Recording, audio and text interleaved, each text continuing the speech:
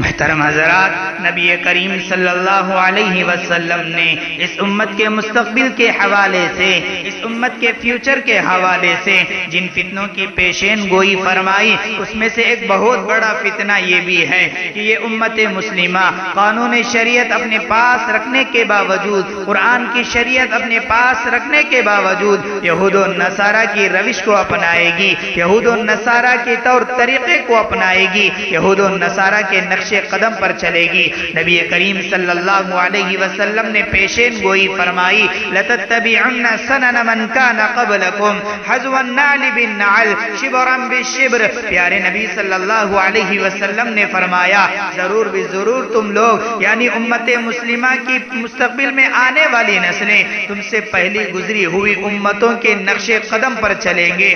حتی لو دخلوا جہر ضب لدخلتموه، اور ایسے اندھے بن کے ان کی تقلید کرو گے، اگر وہ قومیں جاتے جاتے بجو کے بل میں داخل ہو جائے تو تم بھی ان کی روش پر بجو کے بل میں داخل ہو جاؤ گے۔ مطلب یہ ہے کہ صحیح غلط، حق باطل، معقول غیر معقول کوئی چیز نہیں دیکھی جائے گی، بس تمہاری سوچ یہ ہو جائے گی جو یہودی کر رہے ہیں وہ ہمیں کرنا ہے، جو عیسائی کر رہے ہیں وہ ہمیں کرنا ہے، جو انگریز کر رہا ہے وہ ہمیں کرنا ہے۔ صحیح غلط، معقول غیر معقول، حق باطل کی تمیز سب ختم ہو جائے گی۔ نبی کریم صلی اللہ علیہ وسلم سے پوچھا گیا کہ الیہود والنصارى یا رسول اللہ، اے اللہ کے نبی آپ یہ جو فرما رہے ہیں یہ امت پچھلی امت کی روش پر چلے گی، یہ امت پچھلی امت کے نقش قدم پر چلے گی، پچھلی امتوں سے مراد کیا یہود و نصارہ ہے؟ پیارے نبی نے فرمایا فمن، آپ نے فرمایا کہ یہود و نصارہ نہیں تو پھر کون ہے؟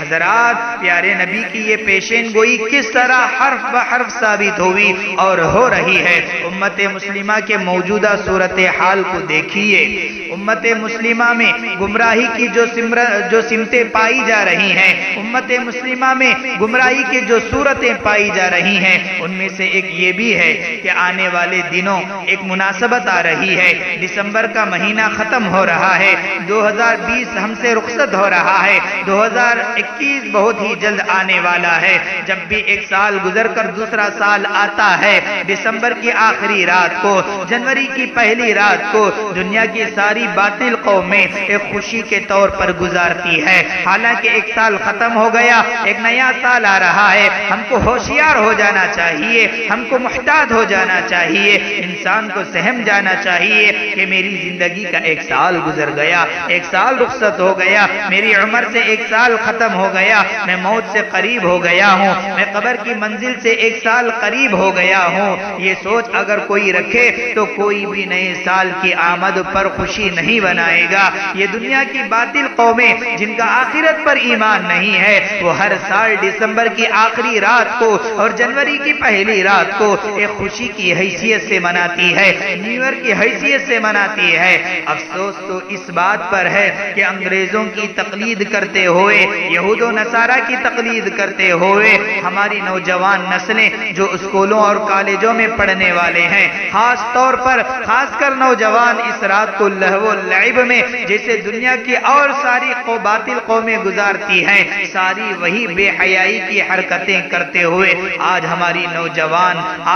نوجوان نسلیں رات کو نیو ایئر مناتی ہے۔ یاد رکھو، دیکھو یہ رات گناہوں کی رات ہے، یہ رات معصیتوں کی رات ہے، یہ رات خطاؤں کی رات ہے، یہ رات عیاشیوں کی رات ہے، یہ رات شراب و کباب کی رات ہے، یہ رات فسق و فجور کی رات ہے۔ اللہ سے ڈرو، اللہ سے ڈرو میرے دوستو۔ والدین کی ذمہ داری بنتی ہے، ماں باپ کی ذمہ داری بنتی ہے کہ اپنے اولاد کو لگام دو، اپنی اولاد پہ نظر رکھو کہ کہاں جا رہے ہیں، کیوں جا رہے ہیں، کس کے ساتھ اٹھ بیٹھ رہے ہیں۔ میرے بھائیو، اللہ سے ڈرو۔ نعوذ باللہ، اس رات میں حادثات بھی بہت ہوتے ہیں۔ اگر اسی رات میں کسی کی موت آ گئی، مرد و زن کے اختلاط میں، لڑکیوں کے فتنے میں رات گزر رہی ہے، اسی حالت میں اگر موت آ گئی تو کیا انجام ہوگا؟ آج ضرورت ہے نوجوانوں میں بیداری لائی جائے۔ اللہ کا شکر ہے ہم یہ نہیں کہتے کہ کالجوں میں پڑھنے والے، اسکولوں میں پڑھنے والے